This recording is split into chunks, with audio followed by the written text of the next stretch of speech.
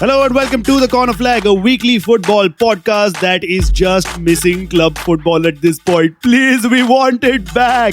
On this episode, England have a brand new young side. It's still the same old shit with Netherlands and Man City have a disgusting new kit. International break, Mukesh. Lots of good games. Lots of good games, but I wish they were from club football because it's really it's very tough to follow these games. Right. And I'm like, okay, I've made up my mind to follow all these other players. Now I have to follow these new identities that they play for, and I'm split apart from so many teams. Like I like Germany the way they play, but I also like Netherlands because so many Liverpool players have played for them in the past. So yeah, it's a tough call. But you want to start with England first? Yes, let's start with England because England beat the Czech Republic 5-0. Fantastic game. Raheem Sterling hat-trick. Does that hurt you that he's an ex-Liverpool player and he's doing so well now? Not really. He's doing it under the captainship of Jordan Henderson. Oh wow! So there's a proxy involved. Yeah, it's all really about who's leading the team. Yeah, up front. But no, good for him though. I'm really happy for him because he's, as an England player, he's faced a lot of trouble. Yeah, and I think good for him finally that he's stepping up. Like it's not just racial abuse, but he's also faced abuse over his performance. Yeah. So at the level of being an English player, I'm happy for him.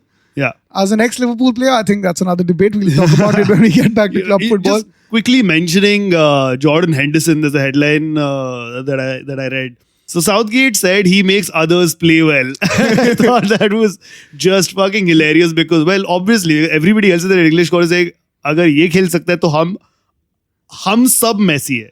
Okay, no. Nobody's thinking that. They're thinking, wow, what a great, wonderful captain leading from the front. Not at What all. an excellent He's player. not, okay, wait. He's not leading from the front. He's leading from defensive midfield. So he's leading from slightly at the back, but not entirely Which back. is exactly the ideal place for a captain. I think he's the alpha of the team. He's the, he's the alpha of the team. The defensive alpha who's just sort of, I think he can run to the manager and back the fastest from getting the instructions. And that's what he's really, that's probably what he's doing really well. Jordan Henderson can't pass, can't score, but can get instructions. No, but it's really cool about, like, okay, doesn't Jordan Henderson as a player fascinate you? Like, nobody really rates him highly as a player. But it's an achievement that he's reached a Champions League final with the team. Yeah. He's giving a Premier League title run while being a captain of a team. Yeah. And he's playing 50 matches for England, which is a great achievement. I don't think that players have done that. That is true. Especially in this era, in the last 10 years, when the English football team hasn't done really well. That's actually true because it's a lot like Forrest Gump. I was going to say Gary Neville, but same thing, I guess. Yeah, Forrest Gumping his way through life. No, but that's right. Like it is very similar to Gary Neville. He wasn't the most ferocious right back, so he wasn't like filled with flair. Exactly. But he trained hard and got the job done, and he was the regular fixture in the team. And there's things to commend. Even though football spectators might not love him as much, I think every manager loves to have a Henderson in their team. No, I think it's just Klopp and Southgate because they have to. No, at a player who's not good enough. I'll tell you what. Sarri wouldn't buy him at Chelsea. Solskjaer wouldn't buy him at Liverpool. Okay, I'll tell you what. I think Solskjaer would definitely have him at Man United. Also, you said Solskjaer have him at Liverpool. Everybody please note that he made that mistake. Solskjaer wouldn't have him at United is what I meant. Obviously. No, he didn't mean it. Deep inside, Amogh's a Liverpool fan. But either way, I think Solskjaer would have him at United. I get what you mean by Sarri would not have him at Chelsea, and definitely he wouldn't even... Sarri wouldn't have him at Chelsea only because Sarri just doesn't like to change things. He's got Jorginho and he's just going to stick with him. It doesn't matter if tomorrow Jorginho loses an arm. He's like, no, I think Henderson wouldn't pick Chelsea. I think that's how shit Chelsea are. Fair. That Henderson would probably reject them. Cool. That's our first Chelsea is shit slur done for this episode. Prashant is shaking his head and trying to cut off our mics. No, but see, here's the thing, okay? Even Solskjaer wouldn't have him at United because we have that type of a player. We have the industrious midfield player in an Ander Herrera. And he comes with experience of having played for against so many high-profile teams. Again, we have... And it's not like Herrera hasn't. I feel like Henderson and Herrera would be a great midfield. That combination. But we already have Matic and Pogba in that middle. Yeah, so we have the right amount of defensive midfield, he's definitely industrious box to box. There is no universe where Henderson and I'm going to defend Henderson while he's competing with a Pogba. I think definitely not. But I think maybe over Matic. I would. There are games where I would pick Henderson over Matic, definitely. I don't understand that, but But sure, I guess that is... Neither of us are the ones managing that club, So these decisions will just very much stay in radio waves. Exactly. But Sterling hat-trick. I mean, Yeah. this guy is turning out to be one of the best English players Ever, if not for this generation. I mean, yeah, it really does seem like that because he's become a completely different player under Guardiola at Man City. And as much as it kills me to say this, because he plays kills for you Man to City. say it. Oh, sure. No, in the sense, it kills me to not hate on a Man City player who's an ex-Liverpool player. There's too many things going against Raheem Sterling for me as a Man I thought United you wanted fan. Man City to win the title. Suddenly you're hating I mean, on the yeah, players. you know what I mean. You know Amogh. But it's great to see him play. He's attractive to watch when he's playing football. He plays good football. And he's talking about the football, ladies and gentlemen. Yeah, I'm The way he definitely looks. talking about the football. Mr. Sterling has nothing to worry about. No, I think Raheem Sterling looks like a Japanese sex doll. Because hear me out, okay? Yeah, Because it's the way that took me so off guard. I just have nothing to say. it's the way he runs. Alright? Have you seen how he runs? He puffs his chest out, arches his back, and he runs. So there's I don't know, Amogh. I've seen how Raheem Sterling plays, but I don't have any experience with Japanese sex dolls. Okay, he has puffy lips and a weirdly cut beard, and he puffs his chest out. Again, Amogh, all of this would make sense to a guy who's seen a lot of Japanese sex toys. So, Amogh, I guess in your head, whatever See, you my do, friend Sunil told me that no, I'm gonna try and find a picture of a Japanese sex doll and compare that with Raheem Sterling and kind of put it out So, is on. this the first time you would be seeing a Japanese sex toy? Sure.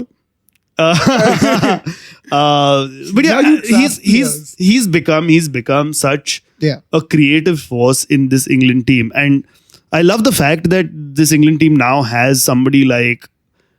It's filled with match winners at this point because you have Harry Kane who will always score. Like he's a sure shot goal scoring machine. You've got Raheem Sterling who can provide assists and score goals, and he's just used to doing that because Man City don't know any other way. Right. I just hope all of this lasts till the Euro that's coming up next year, I think. I think they will. You've got Kane, you've got Sterling, you've got Dele Alli. Who's Sancho. You've got Jadon Sancho who made his debut and he put in the cross for Sterling's first goal. Yeah, that looked like a FIFA cross, no? That was like a very proper low, FIFA, low driven FIFA cross. It's the kind of cross that if I'm playing FIFA and I pull off a move like that and score from that, like I'd get a hard on. What? Huh? And then what? you'd use a Japanese sex toy. I'd then use my Raheem Sterling Japanese sex toy. That is actually your friend Sunil's. This is so weird. This is all about Sunil. My fear is that these players are hitting form at this level, but I don't know if it's going to last till the Euros and definitely not till the next World Cup. No, I hope so though. I hope so because again, so. like they had a great showing in the World Cup, where football's coming home started off as a joke, which slowly towards the end of the tournament was like, hey, maybe it's not a joke, maybe it really is coming home. Like the English supporters started saying football's coming home as a joke, and by the end of it, they were like making preparations for it to come home. Like, oh shit, do we have enough mattresses in the house? Where will it sleep? It was like that. But so they had a great showing in the World Cup for an English side. And for an English side, yeah. And they're doing well in this qualifier campaign. They did really well in the Nations League, and kudos to Gareth Southgate though. I think he's the one who's slowly been turning it around. Absolutely, he's giving young players a chance. Yeah, he has, and because he's got Jadon Sancho. He's given his debut. Hudson-Odoi played. You've obviously got your Trent Alexander-Arnold. So and you got young players like Henderson, and very youthful players like Jordan Henderson. So he's creating a very good atmosphere in that camp, and it's showing. I mean, 5-0. You would expect a 3-0 from an England team against Montenegro, which is coming up next anyway. And Gareth Southgate again. I like the composure he's bringing to the team. I think what he's done to the English team is just kept them away from all the hoopla and the hype that surrounds an English team. Yeah. Because I feel like they're a lot more composed. They're not worrying about the English press. They're not worrying about fan expectations. They're just young players who like just go play your game. Yeah. You play this sort of a game at your club level anyway. Yeah. It's no different. Yeah. And then because like what he said, right? I think as in preparation for the next game, he said we will try to keep ourselves, composed, and we will not worry about what the other fans are going to say. Yeah. Which is the sort of stuff you've never heard any English manager say. Starting from Fabio days. Yeah. They were just like, oh my God, the English press is going to haunt us. What are we going to do? Yeah. We need to deliver. Yeah. So now we're like, we're gentlemen on and off the pitch, and we shall. Yeah, it's basically being a young British manager, I think, has helped Southgate a lot. Because, I mean, we've seen the Capello reign, and none of the players were happy with Capello because he was too strict and he was a taskmaster, famous school professor type way of coaching. And I think probably those days of management are a little old now. I don't think young players who are coming up now want to be like schoolmaster into their way. They like managers who let them creatively express. Exactly. And maybe channel that into some sort of a system as opposed to being like, I need 100 passes from each one of you. And press, I need 20 passes up ahead. Yeah, that sort of a game is gone, I think. Yeah. Talking about Jadon Sancho though, United linked with a 75 million euro move for him.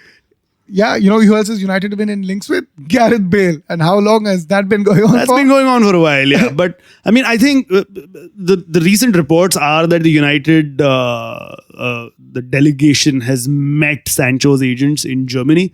Of course, Dortmund have said there's no truth to these rumors and they intend to keep Jadon Sancho because he's become a very important part of that team. And they need a player like him if they want to challenge Bayern at the title level. No, in the sense because Christian Pulisic is leaving next season. He's going to Chelsea. So they don't have an attacking winger after Pulisic leaves. So they'll want to keep I hope the rumor isn't true. I hope it is because, I mean, I saw him play against the Czech Republic. That cross was amazing. He pulled off a very cool double nutmeg. Who do you think he'll link up very well with against Man United? Sorry, within Man United. I think he will link up really well with Rashford and Lingard for sure because there's that young English player. I think him and Rashford I would love to watch. And Pogba would also link up really well with him because Pogba has actually said he's loving playing with people like Rashford and Mbappe. Of course, yeah. Because and the reason why is because he said they're fast. And they ask for the ball. So it works for me because I like passing the ball to them and then they finish. So it works really well. So which is great. And Sancho is tricky. He's agile. He's fast. And currently he's at that stage in his career where he seems to be brave. Yeah. With whatever he does, he's just fearless. Yeah. It's either stupidity, it's youth, call it whatever. It's working for him. Yeah. He's not got the flashy Bentley or the Range Rover yet. Essentially, he'll come to United, get a mansion in Cheshire or wherever these. Just hope he doesn't go the Balotelli way. That was Jadon Sancho. The other good game that happened in the international fixtures was Netherlands versus Germany. I am so happy that nobody from Liverpool got injured. I think, I didn't watch the match when it happened, but when I woke up, I was just like, please don't tell me Van Dijk or Wijnaldum are injured. That was the only thing I was praying for. I didn't care who won. Yeah. But thank God. I'm actually secretly rooting. I'm hoping all Liverpool players play terribly. I don't understand that though, because you want players of your club to play terribly for their international games, and then you expect them to come back and suddenly change form. I don't want them to give their 100% is what I mean. But again, that's just such a. It's not okay. Once again, if you don't give your 100%, there's more chance of you getting injured. No, I think you'll just, especially if you're a defender, right? Like let's say if you're a Trent. Yeah. That boy has already seen big injury. Yeah. Correct? And he's come back and he's sort of recovered, I think, because youth was in his side as opposed to getting an injury much later. Yeah. So if he gives 100%, that means there are that extra 1 yard that he'll stick his foot out. Yeah. Which I think is where all the injuries happen. That 1 yard. And I don't want that to happen. See, I feel like Van Dijk is a little smart because I don't think he definitely didn't play his best that game. Because when you saw the game, it wasn't his best. I wouldn't say it was Van Dijk's best. And that's okay. If Wijnaldum tried a bit, he didn't finish as well as he could have. Again, because he's smart enough to understand that. I think he's smart enough to understand it needs to save some for the remaining 8 games or 13 games if you count the Champions League. I don't think that's smart though. I think that's incredibly unprofessional, I would say. I wouldn't say it's smart. It's really unprofessional. Also, if you're not... these are just fan expectations. I'm not saying they definitely are, but I don't think that thought hasn't crossed their mind. And even though they're professional. But here's the thing now. If a player does not give his 100% for his international side because he knows that there's an important title run-in happening with 7-8 games left, and you want to kind of save yourself and keep yourself in prime form and prime shape for those matches, if you don't give your 100% in an international game, immediately the media is going to catch on to that and they're going to flag you off. and they're going to write horrible stories about you, and it's going to affect your psyche at the end of the day. But it's going to affect your form. If form. you're mentally prepared for that psyche, is what I mean. Of course, I mean, if you're going to say media is an X factor that's going to impact the way you play, then yeah, sure, it's a bad thing. I would but rather. I think players like Van Dijk and Wijnaldum have reached a stage in their career where they can fight off media. Trent, on the other hand, I agree that I don't think he's learned how to handle media yet. So he's probably not old enough for it, but I think Wijnaldum and Van Dijk, I'm just happy they're not getting injured. I think that's the least I expect from them. Also, I think at some level, because like I said earlier, Germany, I like the way Germany play. I know you hate them. Yeah. But I like Netherlands because Liverpool players Dirk Kuyt, Ryan Babel, now who still plays, and Van Dijk and Wijnaldum. So I know there's a soft corner for Netherlands always. Fair. And it's a good game, tight game. It was a good game. It was a tight game, and I support Holland as a national team. Anyway. Oh, really? I mean, yeah, it's my top. It's my favorite national Because team. they were orange and you're a hardcore right-wing Hindi supporter. That's why. Yes. No, so the thing is, it was the same old shit with them. It's the same old shit. Their finishing was so terrible. It was terrible finishing. And Wijnaldum was guilty of it. Yeah, because he had some shots that were limp. Like shots from outside the box that Wijnaldum would have, on his day, easily, either converted, and if not converted, at least made the keeper work. I think in that Liverpool jersey, he would have made the keeper work. Whether it goes in or not, nobody can say. Exactly. But yeah, I agree. And Memphis missed a bunch of easy chances. Ryan Babel missed so many sitters. Like you were expecting more from Ryan Babel Also, there's full respect for him because he didn't celebrate against Liverpool when he scored the goal for Fulham. Yeah. So full respect for him. Yeah. Those pink eye tips were great on you. But again, I think the fact that he's playing at that level, I think I'm impressed. Yeah, the fact that he's made his way back into the team, into the national side is fantastic for him.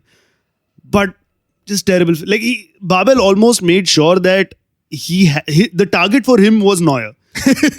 Like he's like, I have to hit Neuer.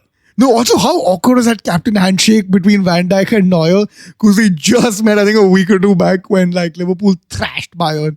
Oh, I would just imagine Van Dijk going, just being a little cocky, and then Neuer's like, you watch this game. For me, it was the same old shit. It's good to see Memphis back on the score sheet though. Ex-United player. Who is he playing for now? He's playing for Olympique Lyon. Okay, good for him. Yeah, making a lot of money living in France. I guess that's great. But so it's good to see him back. But that was the international fixtures. I want to talk about the club sides now, and let's talk about Man City because they have a new jersey out, which is absolutely fucking hideous. I'll put a picture of this on the show notes. But it's essentially a mishmash kit, which is all their kits put together in one kit. If all your kits can fit in one jersey, then you probably have nothing much to root for. And that's exactly the point, because this is the reason why Nike have unveiled this mashup Manchester City kit, all right? It is to celebrate their 6-year partnership with the reigning Premier League champions. Just to 6 years, we paid them a lot of money to have us make their shirts for them. Hey, here's a celebration. I'm like, this just shows that Man City have zero history. The banter's writing itself. For me, more than the banter writing itself, it's just how can you have such bad design? You have so much. The only thing you have going for you is money. And even then, you just have such a terrible jersey. It's like, I'm okay even if they don't have history, right? Like Leicester City doesn't really have history in the sense of winning titles, but everybody loves Leicester. I'm like, no, but here's the thing, right? Like this is not even their main jersey. This is going to be worn as a training top, right? Like which is just going to be hilarious because the other team is just going to be like, chutiyo ko dekho. But it's again like it's obvious that this is not something that Nike have put a lot of effort in. Clearly, this is some guy on MS Paint just putting shit together. But it's still something they've willingly put out into the market and people can actually buy this shit. And I don't know what Nike are thinking because Nike has definitely dropped the ball in terms of kit design.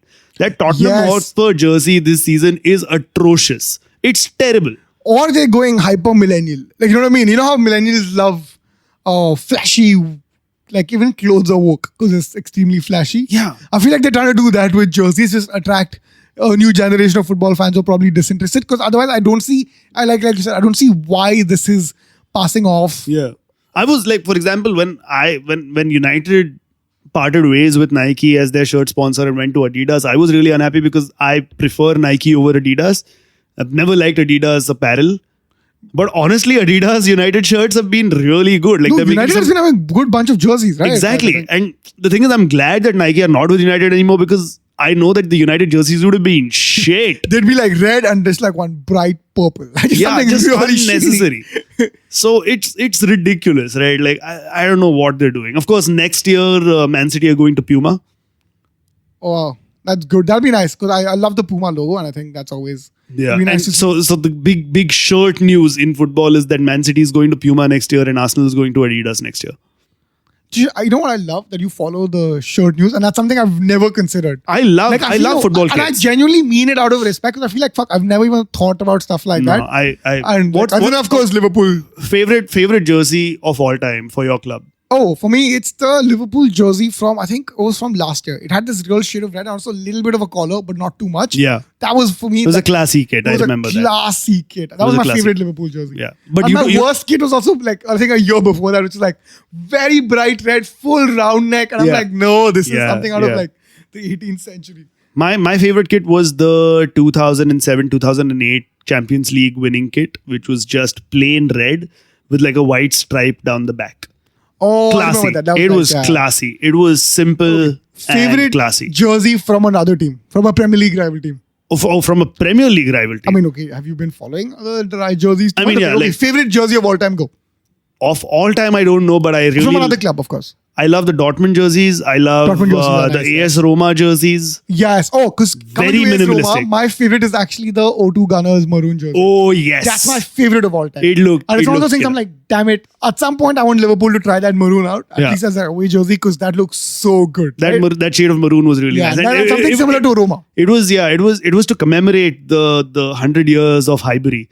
I remember, right? So just lovely. to see Bergkamp and Thierry Henry, play at Highbury in that kit was just Yeah. I lovely didn't know to this watch. bit of history, but yeah, Lovely to that was watch. a great Lovely to kit. watch. That was my favorite kit. Yeah. Oh, I think in terms of my all-time shittiest kit, I think Chelsea's. No, I'm just doing that. Which one? Because there have been a lot of those. Just the blue. I think the blue in general bad. You know what? Okay, here's the thing. Maybe it's a psychological thing, but I feel like I've never been attracted to a team that wears blue. Right. I've always liked the Reds. As much as I hate, like in terms of banter, I hate United. As much as, like even the club I otherwise love is Arsenal, right? And I think a lot of it has to do with red. And I think teams that wear red just play a brand of more attractive football. It's just a vague theory, but I don't know. I just feel like, and it's really, when I see Barca, I'm really confused because I've red and blue and I'm like, whoa, this theory does not hold true here. But yeah. It's going to be interesting to see Man City in Puma next season because Puma, of course, I'll give you another bit of football shirt I'm actually really enjoying trivia. this. Yeah. It's a long-standing joke. Puma. I just notice any team that wears Puma jerseys, they're always wearing jerseys that are 2 sizes too small for them. Like they're really tight Yes. fitting jerseys. Oh, well done. Yeah. Like for some reason, and the pants are loose. It just looks really weird that the top is really tight and you can see nipples protruding.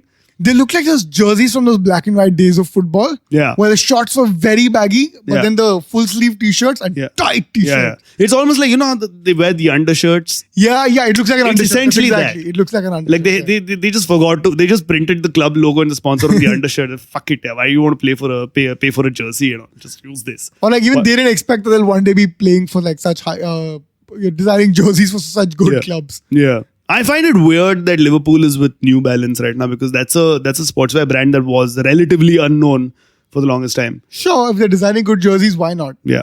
I'm actually. New Balance. Nikes on the other hand are coming out with puke colored t-shirts for your champions and your title defenders. So I think we're okay. I think you're okay. I think New Balance is okay. Right. Let's talk about Jose Mourinho. Oh wait, I wanted to some Liverpool news. I was really happy about. Okay. So there was a friendly game between Liverpool versus AC Milan. The oldies were playing. Of course. We've got one of those coming. The 99 Champions League final reunion. Yeah, it was tour. one of those. It was the 2007. Yeah. I think the AC Milan fans say 2007. The Liverpool fans say 2005 reunion. Yeah. And then Gerrard scored the winner in that. And you had like I think Kaka played, Pirlo played, Carragher played. That's sweet. And this one, Gerrard scored the winner. And then after the match, he said, I'm a Celtic manager now. But Rangers. He's the Rangers. Rangers. Sorry, I'm the Rangers manager now. But I've got one eye on. Liverpool winning the race. Of course he does. Of course. Yeah, I just thought like, it was a very sweet thing to do. And Yeah. those pictures from that match are really sweet. Yeah. Because they've all like now gone past that days of the rivalry of the 2005-2007 Champions League. Yeah. And like Pirlo and Gerrard are playing and Carragher's attacking and charging. That's sweet. It's a good. I love football nostalgia in that way, right? Because that's the beautiful game for me. That is it. Like the day you hang up your boots, you're all friends. They're all friends. that is Exactly. great, Yeah. Except Materazzi and Zidane. I don't think they're friends. I think. Or John Terry and Wayne Bridge. I think they're still not Safe to friends. say they haven't spoken. They haven't said hello to each other in a while. They haven't done the Japanese greeting to each other. No, they haven't. They haven't exchanged visiting cards with both hands. But let's talk about Jose Mourinho. Very quick segue, very bad segue to the talk about manager sweet we all things. love to hate. He set his sights on a return to club management by June, is what he says. I think he's going to go to France or Italy. I think that's. Oh, you think he's going to manage a national team? No. I mean, in terms of clubs, he'll probably go to France or Italy. Yeah, I was thinking he'd go to PSG because clearly they're the only people in France who can afford him and who have some sort of Champions League ambition. But I was actually thinking it'll be great to see him at a club like Porto, or maybe at that Go level. back to the roots. Yeah, go back to the roots. So and- there's talks of him going back to Inter. which will be great. Which will be Inter is great. struggling a bit, and Yeah. they require that discipline. Yeah. Which that old school sort of football that might just change up what they need, etc. So Yeah. that'll be very cool. Of course, he was supposedly angling for a move back to Real Madrid, but Zizou. very famously, the players said, "Yeah, fuck that shit," and Zizou yeah. was like, "Yeah, I'll come back." I think Mourinho coming back to any club is a bad idea, except for Chelsea, because Chelsea is a bad idea. But yeah, I love the fact that Prashant doesn't have a mic. he can just control the noise but Yeah. not speak. Yeah, Like very much like Chelsea players. yeah. No, but which club do you think, other than there's PSG, anything in Italy that you would, or Inter, you said? Inter, because it can't be anything else. I think he has such a strong bond, and it's weird to say this about Mourinho, but he has such a strong bond with Inter that I don't think he can see himself going to any other Italian club. Not even not this club in particular, but I'm saying like the AS Romas or the. Roma's too below his pay grade, I think. Yeah, but I'm saying See, maybe he'll take a cut. No? if it's a team in Italy that is not Inter, it is probably Juventus. But Juventus is not. I don't think they're changing their manager. You think? Allegri wanted to move. Allegri wanted to move, but do you think Ronaldo would want? Because if Mourinho comes back with Ronaldo, I don't. Yeah, I think Ronaldo and Mourinho didn't really have too many problems. Really, I thought there were some issues towards the end that. I don't think. I mean, might have been. And that style of football that Mourinho plays, I just feel like it just so happened that they met at Real Madrid, where Right. you have, even if you play defensively, you're still playing attack because you have such amazing options up ahead. Right. It's like how Barcelona can never play defensive football. Right. Yeah. They have such great options. That's there's not no something. defense. Yeah, that's not something that they know of. Whereas I really want Mourinho, even though I hate the way he plays, I love the idea of Mourinho, and I really want him to go back to a smallish mid-range team. Yeah. If he comes back to the Premier League, I want to see him at Southampton and Everton. You know where he has so much power, they have no other business but to listen to him. Yeah. And then I want to see him, because I know he'll succeed at that level. Yeah. The only ego that should be in the room with Mourinho is himself. Like, he can't handle any other ego, and I think that's why he struggled at. That's interesting. That's I'd why love he to see struggled him. at United. That's why he struggled at Chelsea. Love to see him at Everton. Is a good space for him. Space for him to be in, no? And just come him. Yeah. And like him and Klopp having a battle will be nice. I want to see that. Yeah. How long that would last. He also said he knows exactly what he doesn't want, which is the reason why he had to say no to 3 or 4 different job offers. What are those 4 clubs that went to Mourinho? I mean, probably Accrington Stanley. Oh my God, I was just going to say Accrington. Oh, I was just going to say Accrington because that's the club in football, in FIFA that you play that's half a star. Yeah. Leighton Orient. Yes. Oh my God. But yeah, so this is basically rumors of him wanting a lot more control at his next club. So probably come in as a coach, but also get like a director of football with him. So because he was talking about this while he was at United, and he's been talking about it a lot since he left United as well, where he talks about how modern football has changed so much that you need multiple people to do a manager's job. It can't just be the manager alone. The manager needs to focus on managing the players, but transfers need to be taken care of by a director of football, somebody who knows football. Coaching needs to be taken care of by a coach. And I feel like and your manager's like demands, then I think only a small club or like a mid-range club can offer him that level of like dictatorship over the club's affairs. Because there is no big club in the world currently that's going to let one man have so much power. Like even your but that's what, right? Like he doesn't want to be the one man with all the power. He wants a director of football, and correct. But the director of football should be somebody that he likes, right? I mean, even if he doesn't appoint the person, that's somebody he approves of. Fair. Like only maybe a Guardiola or a Klopp at Liverpool get that sort of a leeway. Fair. Because I don't think Klopp will only get that at Liverpool or at Dortmund. I don't think any other club in the world is ready to give Klopp that level of freedom to choose whatever he wants. So, yeah, definitely. I think I would Mourinho at one of these mid-range clubs, and I would love to see him because those players I think those players will come out as champions, and I think which is what I like about. Which will be interesting. He's famously said that he doesn't want to get into international management, but I think I'd love to see him as an international coach. And I agree with him for the reasons he said, which is that you won't see him often enough. It's a pity we don't see Mourinho enough. As much as it ruins a couple of players. Yeah. And thank God Pogba just about escaped from being ruined by Mourinho. Thank God, yes. But I don't know. Like I want to see Mourinho, and I want to see him succeed. I want to see his way succeed. Like I want him to be a company. I want him to meet a John Terry. Yeah. You know what I mean? And then and see how that player develops. Yeah.